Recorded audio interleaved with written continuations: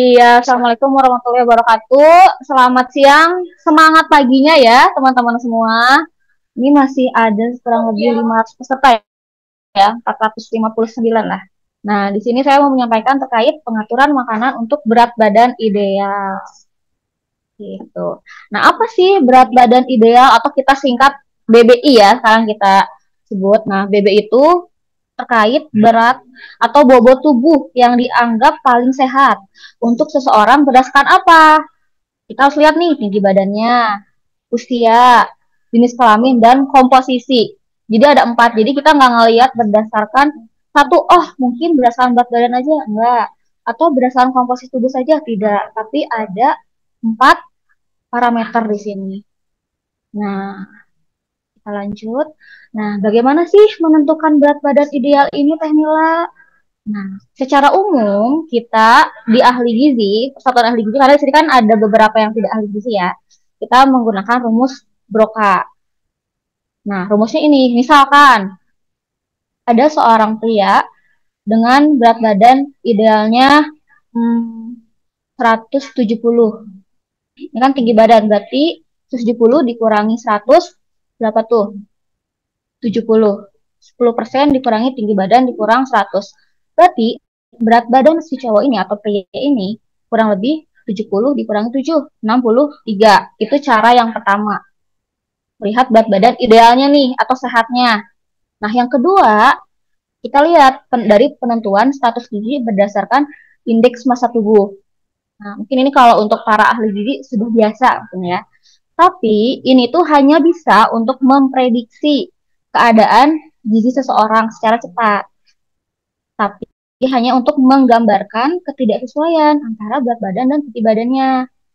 Tapi nggak bisa untuk melihat lemak tubuhnya itu berapa sih? Belum. Nah, di sini saya mau bilang karena ada beberapa standar, kita menggunakan standar dari WHO 2000 atau untuk orang Asia. Jadi kalau semisal ada seseorang dengan IMT lebih dari 23, itu sudah masuk ke obesitas atau praobes gitu. Jadi yang pertama tadi kan berdasarkan rumus Broca, yang kedua IMT-nya. Nah, yang ketiga ini yang mungkin agak baru ya, penentuan status gizi berdasarkan komposisi tubuh seseorang. Nah, pertama kita harus lihat bobot tubuh yang dihitung dengan mempertimbangkan proporsi massa lemak dan massa bebas lemak. Jadi kita harus tahu dulu nih lemaknya berapa sih, massa bebas lemaknya berapa. Nah, ini tuh biasanya lebih akurat dibandingkan apa? Indeks massa tubuh. Karena kita harus memperhitungkan nih, lemaknya berapa, otot, air, dan tulang. Atau kita bisa bilang lebih idealnya. Jadi, melihat berat badan tuh dari komposisi massa tubuh. Nah, ada dua. Massa lemak itu apa? Massa bebas lemak itu apa? Massa lemak itu biasanya bagian tubuh terdiri dari jaringan lemaknya. Ada lemak esensial sama lemak cadangan. Nah, yang kedua, massa bebas lemak. Semua komponen tubuh selain lemak, otot, tulang, air, dan organ. Nah, biasanya tugas ahli gizi atau tugas atlet atau tugas orang-orang yang berfokus di kebugaran, dia itu fokus pada massa bebas lemak atau meningkatkan persen ototnya di sini. Karena kalau tulang, ya sudah kan seperti itu orang dewasa, sekali anak-anak masih bisa bertambah. Air, mungkin air bisa menambah, tapi hanya sesaat. Nah, kalau organ mungkin hanya sebesar itu.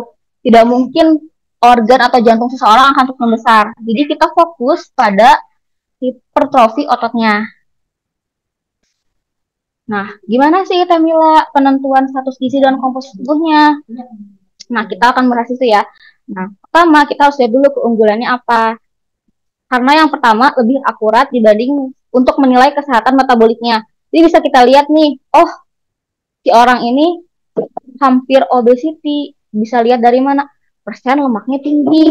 Jadi kalau persen lemaknya tinggi biasanya dia udah prahipertensi, dia sudah mulai ada gejala-gejala diabetes, kolesterolnya tinggi dan segala rupa.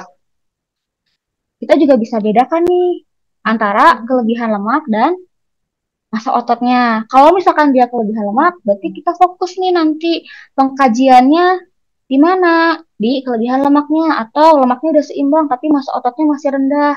Oh, berarti kita fokus pada peningkatan masa ototnya. Gitu. Nah, bisa memberikan panduan spesifik untuk perbaikan gaya hidup. Nah, nanti kita lihat kalau misalkan kita kan sudah punya standar nih, lemak tubuh ideal wanita sekian, pria sekian. Oh, ternyata saya nggak ideal nih di bagian masa otot, tapi lemak saya udah ideal. Berarti apa tuh tugas ahli gizi atau kita semua yang ada di sini? Perbaikan pada gaya hidup di masa ototnya tuh gimana sih caranya? Misalkan proteinnya kah, atau lewat gerakan kah, atau lewat aktivitas fisik kah? Seperti itu. Nah, cara menentukan itu yang pertama, kita harus tahu dong masa bebas lemaknya lean body mass-nya berapa. Nah, ini rumus yang tertera di sini ya. Jadi, LBM atau kita sebut lean body mass-nya itu berat badan total dikurangi dalam kurung berat badan dikali persentase lemak tubuh per 100. Nah, yang kedua, kita harus menentukan berat badan idealnya. Lanjut masih ada tahap kedua, berdasarkan komposisi lemak tubuhnya. Pertama, kan kita sudah tahu tuh LBM-nya berapa. Nah, dari situ kita masuk berat badan idealnya dihitung, mempertimbangkan persepsi lemak tubuh. Dari tadi kan udah dapat nih LBM-nya berapa. Per dibagi 1 dibagi LBM dikurangi 100. Contoh, contoh, ini kita kasar. Tidak ada usia, tidak ada data usia, dan jenis kelamin. Kita anggap aja berat badan 70 kilo. Nah, setelah diukur, ternyata lemak tubuh aktualnya 25% nih. Nah, persentasi lemak tubuh idealnya ternyata kita ngambilnya yang 18%. Berarti kan biasanya laki-laki ya. Nah, kita langsung hitung nih, langsung aja. LBM-nya berapa? 70 dalam kurung 70 dibagi 25 per 100 atau 25%. Berarti si LBM-nya itu 52,5. Nah, berat badan idealnya berapa? 52,5, 1 per 18%. Didapatkanlah 64 kilo. Cuman biasanya ahli gizi itu berfokus pada berat badan ideal atau indeks massa tubuh karena memang pasiennya cukup banyak. Tapi kalau misalnya ahli gizi fokus di bagian bidang gizi olahraga dan memang mungkin pegang pasiennya cuma 5 atau cuma 4. Nah, biasanya kita menggunakan rumus komposisi tubuh. Karena apa? Kita punya output nih, goalnya kelihatan banget kan, kelihatan sekali. Oh, si orang ini harus kering dalam waktu 6 bulan atau 7 bulan.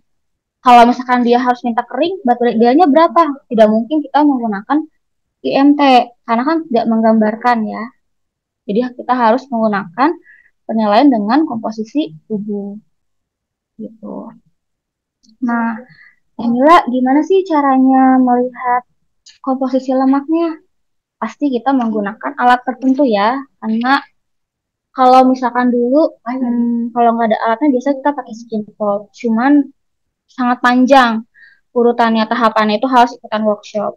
Nah, biasanya kita langsung menggunakan AI dia. Jadi hanya di scan dengan elektroda langsung keluar. Tuh. Nah, ini contoh atau komposisi tubuh manusia nih antara perempuan dan laki-laki. Kalau misalkan keluar dari sini nih, oh kita harus lihat nih men and woman. Ternyata waternya sama saja antara perempuan dan laki-laki dewasa. Ingat ya, air itu akan mempengaruhi kesehatan metabolik. Nanti kita bahas di slide akhir tentang hidrasi.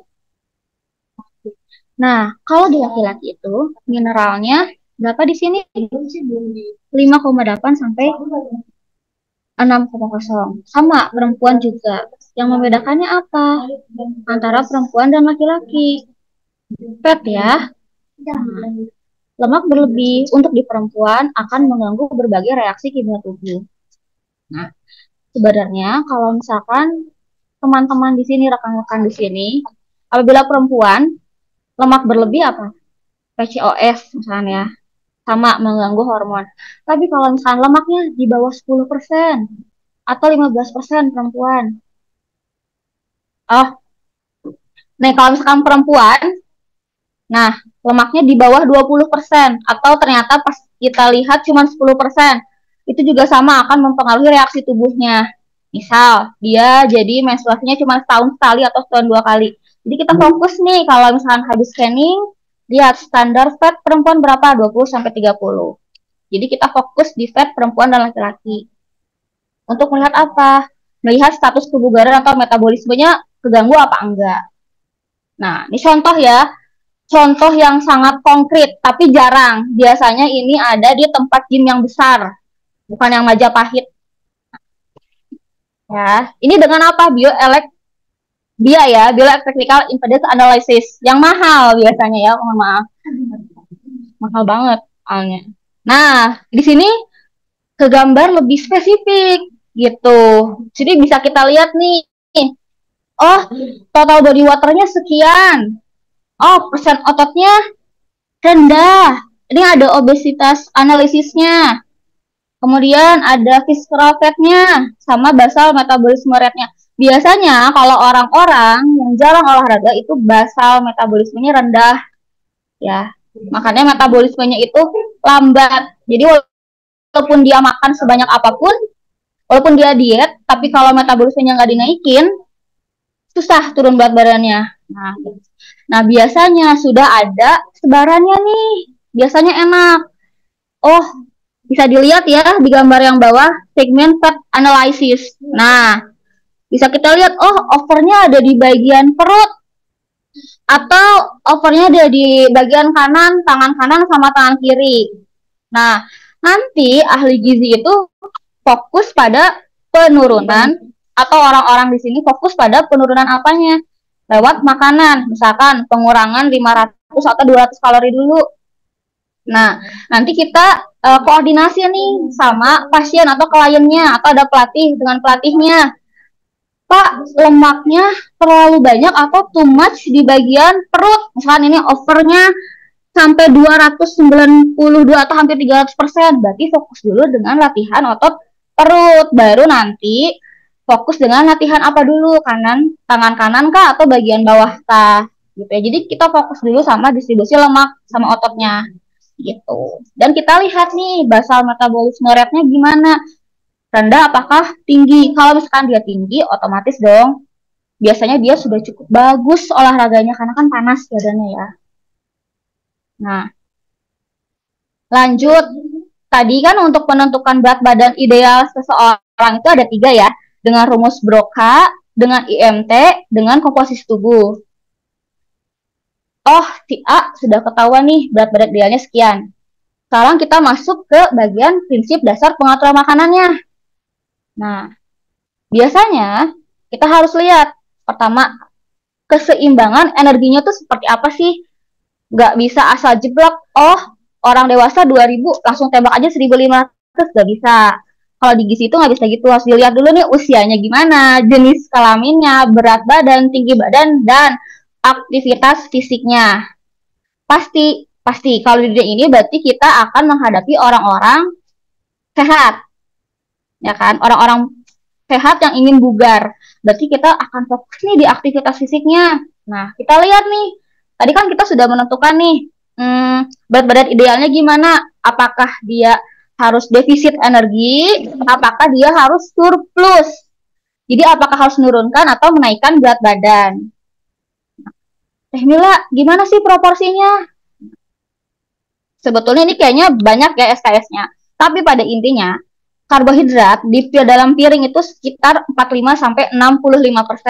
Ingat, kalau dia memang mau diet, karbohidratnya harus kompleks. Kompleks itu apa sih, Teh Mila?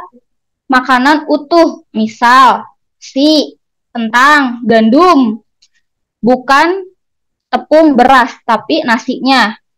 Bukan tepung gandum, tapi gandum utuhnya. Bukan tepung kentang, tapi kentangnya. Dan hindari, idealnya itu sudah nggak boleh ada sebetulnya. Apa? Karbohidrat sederhana, gula dan turunannya, tepung dan produknya.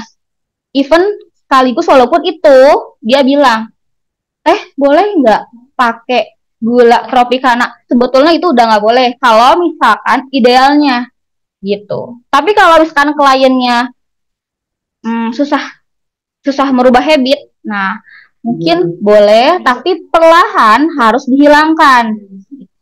Karena sebetulnya kita tuh harus benar-benar bersih atau kering dari yang namanya karbohidrat sederhana. Baru komposisi tubuh kita bisa cepat perbaikannya. Jadi harus idealnya karbohidrat sederhana dihilangkan, bukan dikurangi. Dikurangi itu hanya strategi saja ya. Nah, yang kedua, protein. Protein itu sekitar 10 sampai 25%. Ingat, dagingnya harus yang tanpa lemak, ikan, telur, kacang-kacangan, tapi tetap kita fokus dengan protein hewani, bukan yang nabatinya dulu. Kenapa Teh Mila? Karena nabati itu di sana ada karbohidratnya juga sebetulnya, kurang lebih 7 gram per porsi. Jadi kita fokus pada protein hewaninya. Apalagi kalau misalkan saat diketahui ini komposisi tubuh, oh dia ototnya kecil. Berarti kan bukan cuma penurunan defisit ya, tapi kita juga harus mendukung hipertrofi ototnya, peningkatan ototnya dengan apa? Dengan protein. Makanya kenapa kalau atlet itu biasanya kita kasih langsung BCAA. BCAA-nya lebih mahal lagi kalau uangnya banyak, lesin gitu. Nanti mentok-mentok di mana? Di 25% dari total energi seharinya. Nah, lemaknya berapa? Kalau misalkan proteinnya tinggi, biasanya lemaknya juga tinggi. Di berapa? 20 sampai 35%. Ingat, lemaknya pun harus tak jenuh tunggal. Kayak misal minyak zaitun, aduh Teh Mila tapi mahal. Boleh pakai minyak kelapa atau VOC. Ya minyak kelapa ini bukan kelapa sawit. VCO ya harusnya, bukan VOC. Nah, kemudian tidak ada lemak jenuh. Nah, biasanya kalau misalkan dia atlet weight training ya. Nah, weight training itu sudah tidak ada margarin. Misal dia bilang, "Teh, saya diet tapi bikin menunya gini. Roti gandum, pakai selai margarin, pakai selada, pakai telur." Berarti apa nih yang harus dikoreksi beberapa minggu ke depan? Tidak ada margarin. Itu hilangin dulu. Next, gimana bikin menunya? Berarti harus diganti dong. Nggak ada roti gandum. Kalau mau selada, telur, dan kentang. Gitu. Kenapa? Karena roti gandum itu produk tepung olahannya. Nah, kemudian konsumsi serat yang cukup. Ingat ya, kadang pasien kita itu fokus pada protein. Karbonya hilang, sayurnya nggak suka, jadi dia fokus sama protein. Padahal seratnya nggak ada. Nah, makanya kenapa orang-orang yang tidak didampingi ahli gizi, dia konstipasi. Gitu, karena seratnya tidak ada. Nah, kita harus fokus sama serat yang berair dulu. Misal, jeruk, pepaya. Baru next ke sayuran, ke biji-bijian, ke kacang. Untuk para ahli gizi mungkin ya yang bisa nge-convert ke serat itu rekomendasinya berapa? 25 sampai 30 gram, 38 gram. Itu gimana sih Teh Mila kalau di piring makanku? Biasanya setengah dari piring makan. Misal ini piring makan lingkaran, berarti setengahnya itu sayuran. Seperempatnya apa? Seperempatnya protein, seperempatnya lagi karbo. Tapi kita lihat dulu nih target klien kita gimana. Nah, kemudian ingat keseimbangan mikronutrien. Nih, kita harus lihat nih vitaminnya gimana. Dia kekurangan apa setelah diet? Apakah kram? Apakah ternyata pusing anemia? Apakah tekanan darahnya rendah? Kalau misalkan kita dalam waktu seminggu nih atau sebulan, ternyata dia nggak ada perubahan lewat makanan. Nah, baru kita masukin suplementasi di sana. Misal dia sering kram, berarti naikin magnesiumnya atau fitka-nya. Atau dia sering lemas, sering tiba-tiba pingsan pas olahraga, berarti naikin zat besinya. Nah, sekarang yang kelima, gimana? Pola makannya harus teratur. Jangan karena diet, tiba-tiba dia cuma makan utamanya berapa kali? 1 kali. Cemilannya 1 kali, karena pengen cepet-cepet turun berat badannya. Tapi nanti mati muda, nggak boleh ya. Nah, jadi tetap makan utamanya 3 kali, sama cemilannya 2 kali. Apalagi kalau pasien atau klien kalian lambungnya sudah tidak bagus. Porsinya terkontrol. Ini secara umum ya. Maksudnya gimana porsi terkontrol? Mengikuti panduan piring tumpeng gizi seimbang. Misal yang tadi saya bilang, setengahnya serat, bisa sayur dan buah. Seperempat piringnya karbo, seperempat piringnya protein. Nah, kemudian untuk para ahli gizi tetap gunakan perhitungan sesuai dengan diet yang diperlukan. Misal, ternyata dia butuh low carb, atau monodietetik, atau diet rendah lemak, atau diet ginjal, dan sebagainya. Karena kan biasanya ada nih orang-orang yang organnya sudah terganggu, tapi dia tidak perlu masuk rumah sakit, kan? Karena sudah cukup sehat, rawat jalan saja. Nah, yang keenam, ini yang harus penting ya, saya ingatkan, hindari gula, garam, dan lemak berlebih. Ini persentasenya ya. Gula 10% dari total kebutuhan energi harian. Jadi di mana aja sih Teh Mila? Bumbu. Sudah tidak masuk di menu utama. Misal, aduh Teh Mila saya minum teh manis, gulanya banyak, nggak bisa. Idealnya ya, idealnya. Garam. Aduh Teh Mila saya sukanya makanan Chinese, itu kan garam semua ya. Nah, berarti sudah mulai dikurangi. Gitu. Dan lemak jenuh juga sudah mulai dikurangi. Jadi misal dalam satu piring makanku, hanya ada satu yang di fry atau tumis. Sisanya panggang, rebus, dan segala macam ya. Intinya tidak di fry. Dan hidrasi secara umum 8 gelas per hari. Kemudian yang ke-8, metode memasak. Ini secara umum orang-orang sudah pada paham ya. Metode memasak tidak boleh di fry intinya. Minyak berlebih itu sudah wajib dikurangi. Nah, kemudian sesuaikan diet dengan kesehatannya seperti apa. Dan aspek psikologisnya, kadang dia itu datang ke ahli gizi hanya apa? Hanya penasaran, atau hanya pas ke ahli gizi dia datang, nggak mau ternyata ribet. Nah, dia hanya baru niat tapi nggak ada habit. Atau emang dia stres, atau tidak mindful eating. Saya makannya sedikit, ternyata saat kita recall, saat kita lihat nih makan seharinya, oh cemilannya banyak. Nah, ini harus kita edukasi ya, harus tetap kita controlling. Karena ini yang sangat mengganggu menurut saya ya. Nah, pertama, kita masuk tadi pengaturan makannya sudah, BBI sudah. Nah, sekarang kita tentukan nih, gimana strategi dietnya. Yang pertama, oh ternyata dia harus defisit kalori. Kurangi asupan kalori sebesar berapa? 500 sampai 1000 atau 0,5 sampai 1 kilo per minggu. Biasanya kalau misalkan pasien kalian, klien kalian obesitas berat, itu kita nggak 500 kalori dulu, tapi 250.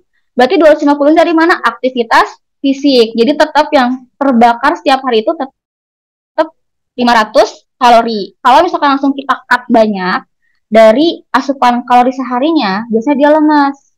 Gitu. Yang kedua, makanannya tetap padat gizi. Yang tadi saya bilang ya, sayuran tetap ada, protein tetap ada. Nah, utamakan dada dibandingkan paha. Kenapa? Karena dada itu proteinnya lebih tinggi dibandingkan paha dan bagian lainnya. Biasanya di dada itu 10 sampai 10 gram proteinnya dibandingkan paha.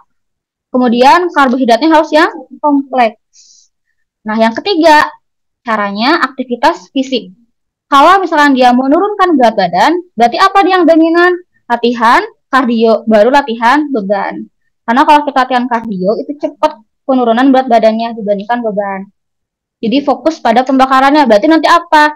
Teteh dikurangi porsi makannya 250 kalori plus ada latihan kardio. Nah, dia bisanya apa? Misalkan lari, jalan, atau senam. Itu termasuk kardio. Baru nanti dia latihan beban. Misal latihan bebannya apa? Squat ringan, push up ringan, gitu. Yang keempat, batasi asupan lemak dan gula.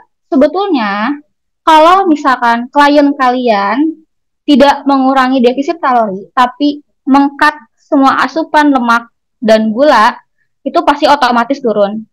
Asalkan naik sedikit aktivitasnya, cut gula sama lemaknya itu pasti turun. Nah, kalau misalkan dia udah punya habit, tidak mengkonsumsi gula, dan lemak, itu kalian bisa mulai maju nih ke defisit kalori.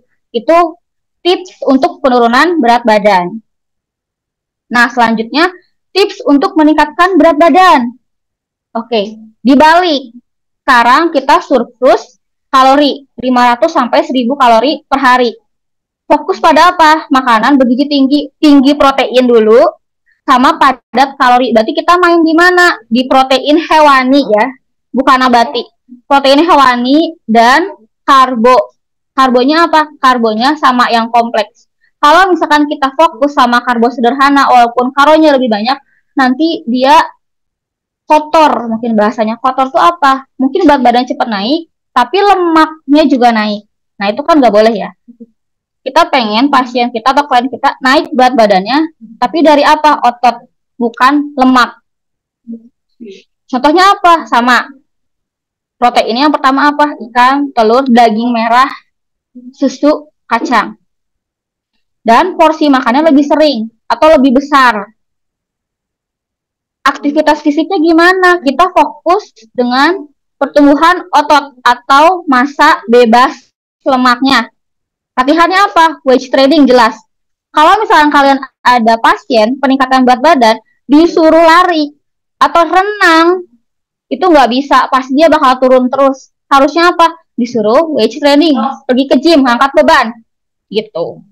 Sebelum olahraga dia mau konsumsi protein, sesudah juga dia konsumsi protein. Sebelum tidur dia dikasih susu juga.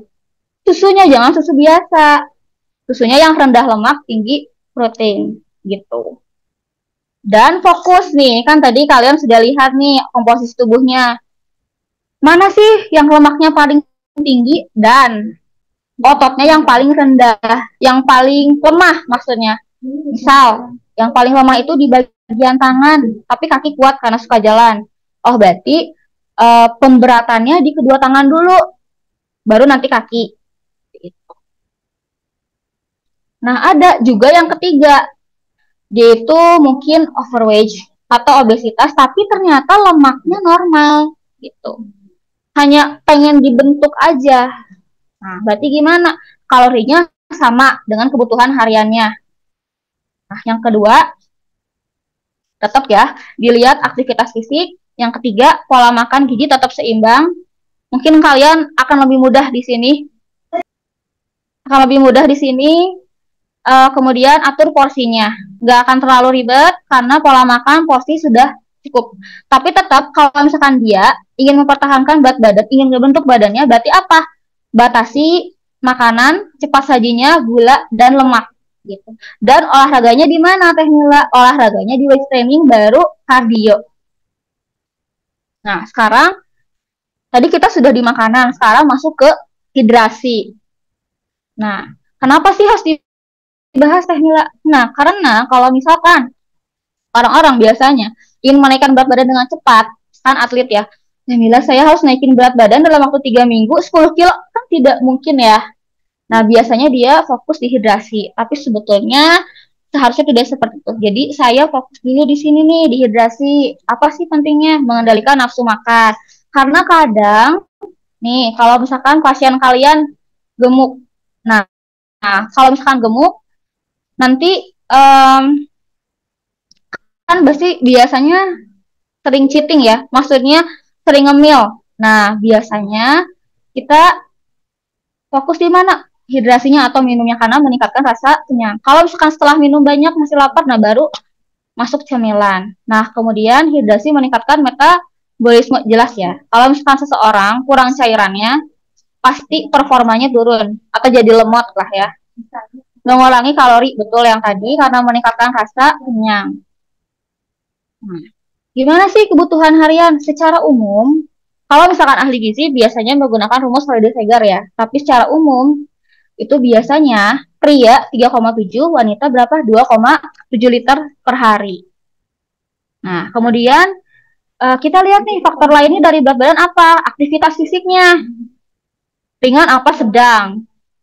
Kalau misalkan ternyata klien kalian mau untuk meningkatkan aktivitas fisik, berarti apa? Cairannya juga naik. Terus lingkungan, apakah panas atau lembab. Kondisi kesehatan, dilihat juga ya. Nah, Strateginya gimana? Misal, pertama setelah bangun tidur, sebelum makan, nah selama setelah aktivitas fisik. Biasanya kalau misalkan pasien atau klien mau meningkatkan berat badan, boleh nih selama setelah aktivitas fisik. Cairannya dicampur dengan BCAA atau misalkan susu atau protein. Kemudian sebelum tidur, untuk meningkatkan hidrasi ya, malam hari agar tetap dijaga. Nah, yang kedua apa? Strateginya ganti minuman berkalori dengan yang tadi saya bilang, itu klien harus benar-benar di-cut dari gula. Nah, kayak misalkan jus, teh manis, soda itu di-cut. Kemudian pilih air putih atau infused water. Infused waternya juga murni, maksudnya tidak ada gula. Kemudian tehnya juga murni tanpa gula. Kemudian batasi konsumsi makanan yang airnya tinggi. Kalau misal ternyata klien kalian mau menurunkan BB, tetap ya ada tanda kutipnya. Dampaknya mungkin apa yang tadi saya bilang, tipsnya gimana, ada botol minum, ada pengingat aram, mungkin ini untuk kita individual, bisa ditambahkan irisan lemon, dan hindari konsumsi berlebih dalam satu waktu. Jadi cukup sedikit-sedikit tapi ada daily-nya. Ini contoh pengaturan hidrasinya ya. Nah ini contoh menu. Nah ini contoh menu, misalkan kalian memberikan nih menu nasi merah atau nasi merah campurnya 200 gram. Kemudian ngasih ayam kungponya. Nah, tapi ayam kungpo ini kita modifikasi. Jadi saus tiramnya sedikit, garamnya sedikit. Agar apa? Agar salt sama sugarnya turun. Gitu. Kemudian misalkan menu selanjutnya apa? Nabatinya sapa tahu. Sama kita modifikasi juga karena kan kita sudah belajar. Misalkan, oh iya kata Teh Mila, salt sama sugarnya diturunkan. Gitu. Jadi kita pemilihan juga. Biasanya sapa tahu seafood udangnya banyak, ya cuma 10 gram, fokus dengan tahunya. Kemudian pokcosnya lebih banyak ya, 150 gram. Nah, salt sama sugarnya juga dikurangi, jadi kita main di bumbu. Nah, kemudian pepayanya lebih banyak, gitu. Nah, mungkin itu seputar tentang pengaturan berat badan ideal. Mungkin saya mau pantun sedikit ya, teteh moderator. Pergi ke pasar membeli ikan sepat. Cakep. Gak ada yang cakepin? Setelah webinar, tetap sehat dan mendapatkan ilmu yang bermanfaat. Terima kasih, Mila. Jangan lupa ikan sepatnya cuma dipantun aja, kalau fat loss jangan sampai garamnya terlalu banyak. Nah, betul. Berarti masih fokus ya. Mesti fokus dong ya. Oke. Untuk langsung saja gitu ya, kita membuka pertanyaan. Teh Mila mungkin 3 pertanyaan dulu gitu ya. Kalau ada waktu mungkin bisa ditambahkan. Nanti kita buka satu sesi di open mic. Terima kasih tadi Teh Mila sudah memaparkan materi yang luar biasa sekali mengenai bagaimana caranya mengatur pola makan dan menginkorporasikan terhadap olahraga gitu. Dan apa sih key poinnya gitu ya supaya bisa mempercepat terjadinya fat loss. Kita tanya dulu nih, dari mana ya? Sebentar. Oke. Dari Bu Lucy RFD Konsel katanya, izin Teh Mila, ada kasus pasien sudah turun 13 kilo dalam 1 tahun. Luar biasa ya. Namun untuk perut dan lengan masih saja besar dan agak gelambir. Oke, ada kulitnya ya, skin tag-nya. Dan olahraga dumbbell di rumah, yang seperti apa yang disarankan? Atau mungkin masih bisa nggak pakai olahraga nih, gitu. Langsung saja Teh Mila dijawab mungkin. Oke, terima kasih. Mungkin kasusnya turun berat badannya oke.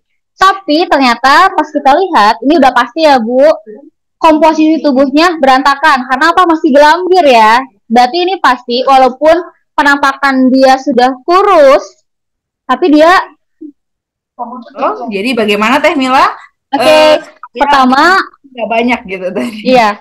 Kalau misalkan di tempat prakteknya Ibu, tidak ada alat komposisi tubuh nih, tapi kita udah harus terdiagnosa bahwa lemaknya tinggi karena dilihat dari apa, masih bergelambir, perut masih besar, otomatis dia lemaknya tinggi, otomatis ya Bu ya, cuma kita nggak tahu nih persentasenya berapa, tapi pasti seperti itu.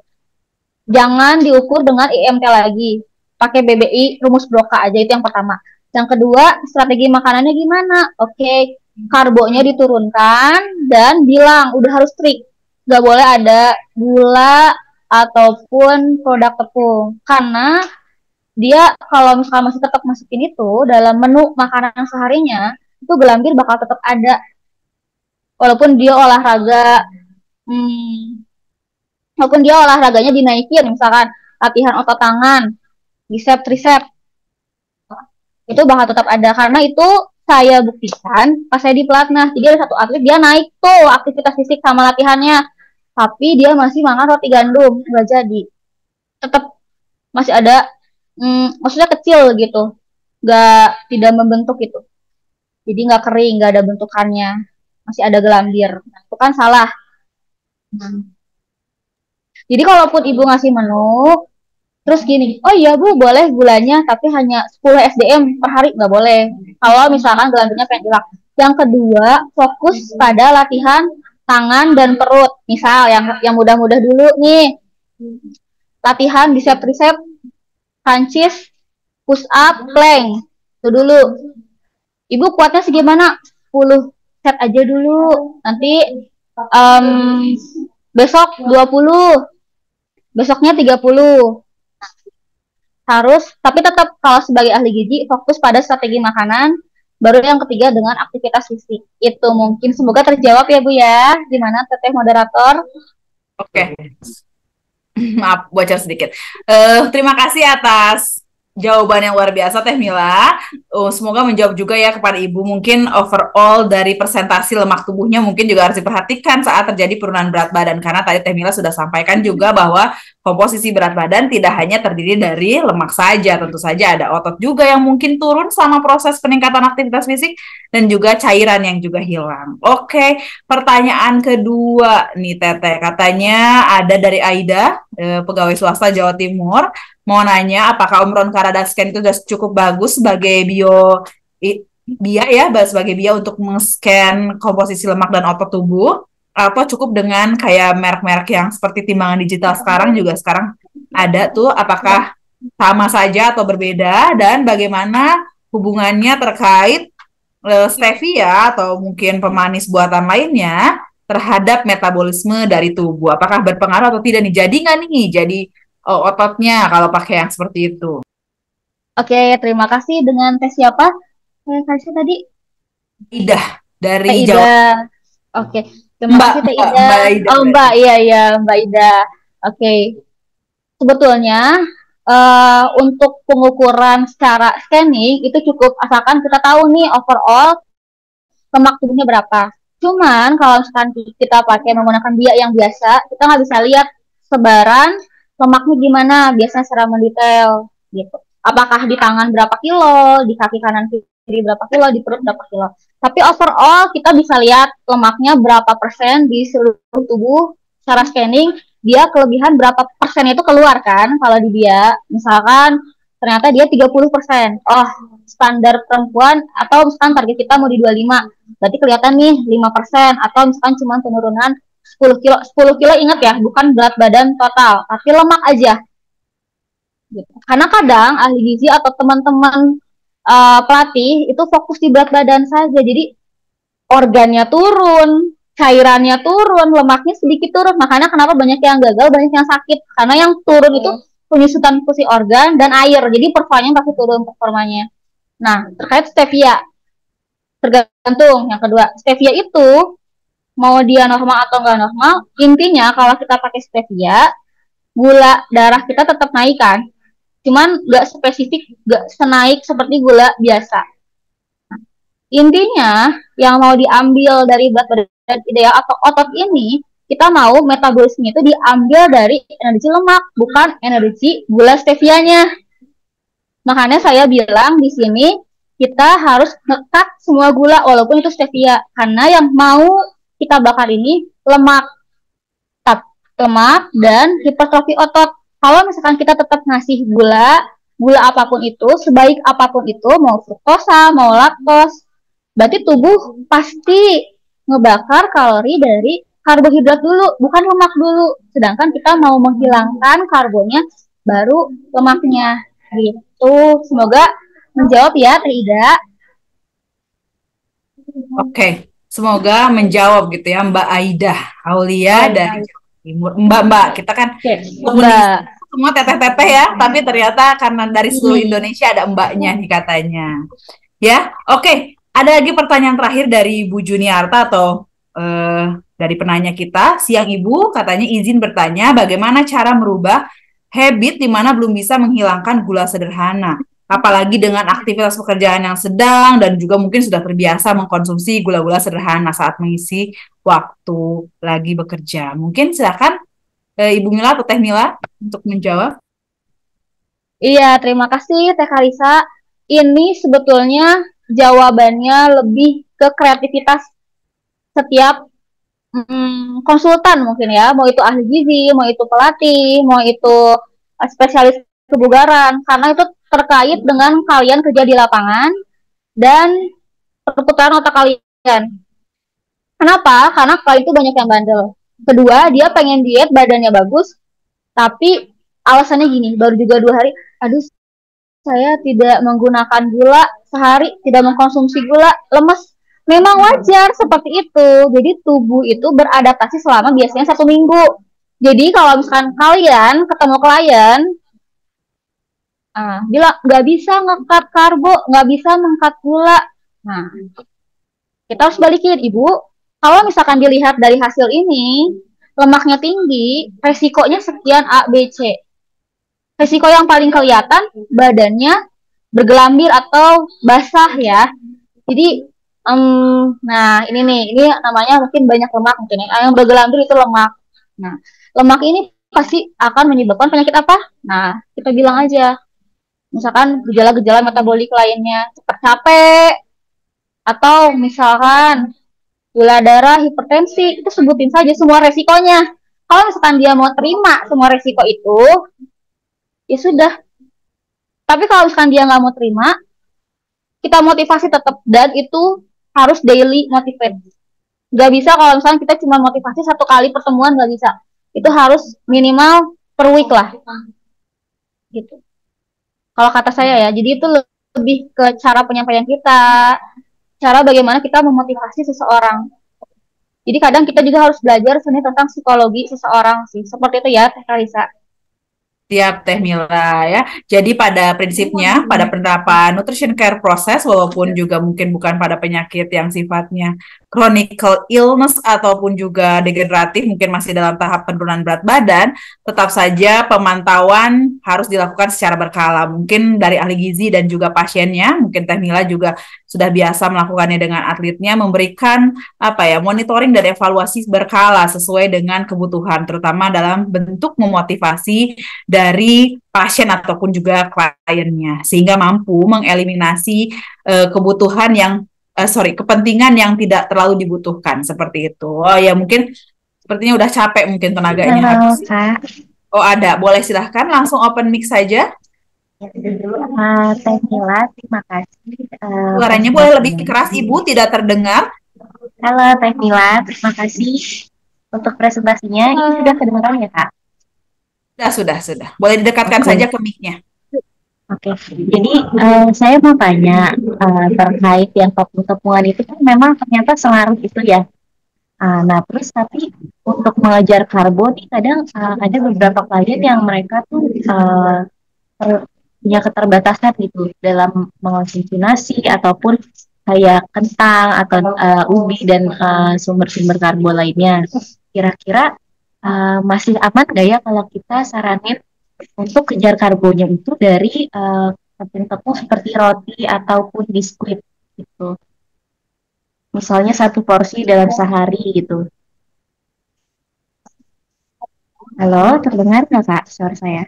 Ya, siap. Terima kasih Teh Aida. Mungkin pertanyaannya kalau saya boleh ulang kepada Teh Mila, mungkin bagaimana caranya meningkatkan berat badan menggunakan karbohidrat jenis yang lainnya jika berat badannya sulit dikejar menggunakan karbohidrat kompleks seperti nasi ataupun kentang. Mungkin seperti itu menggunakan tepung-tepung apakah masih bisa atau tidak? Mungkin Teh Mila seperti itu.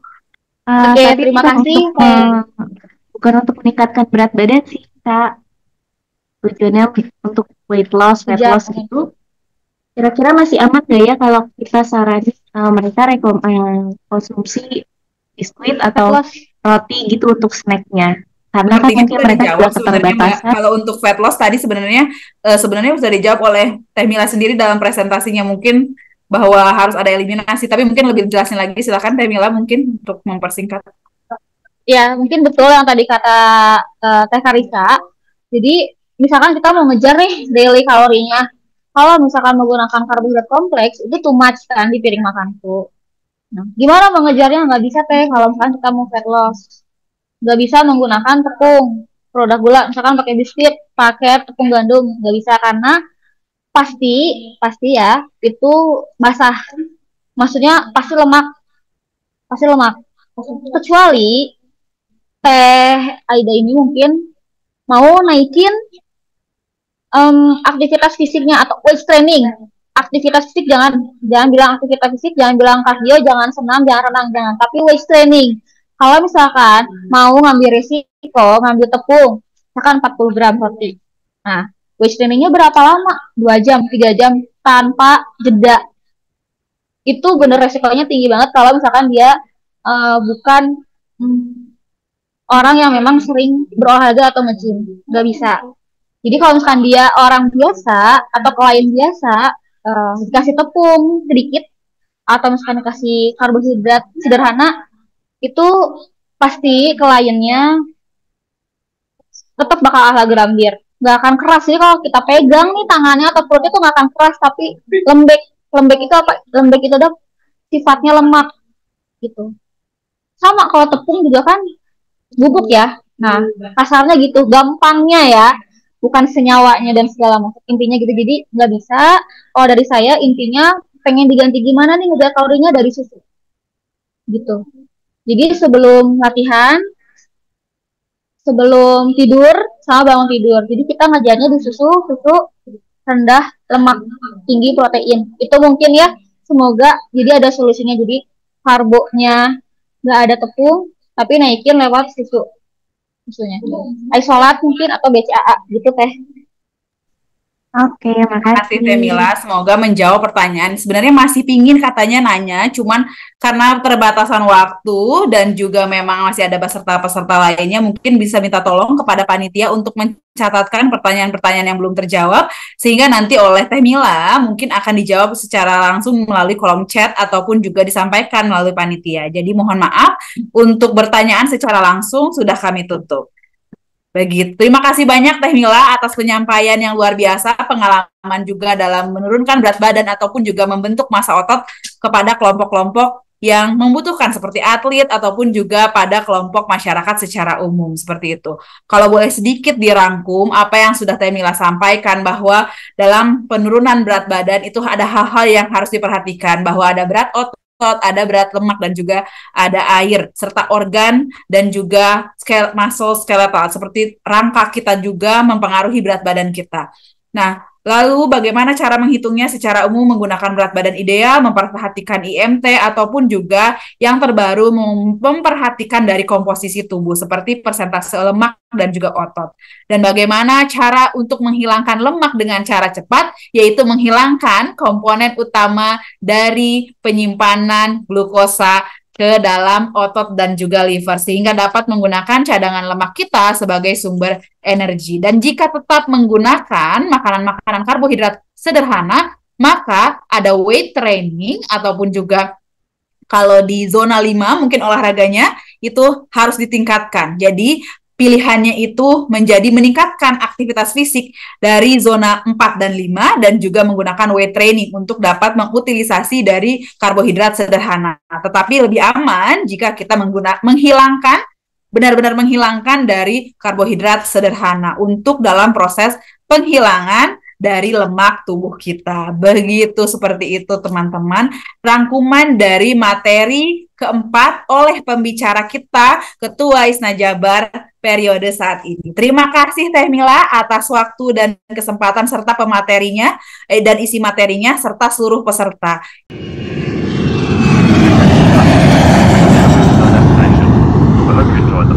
Have a nice day.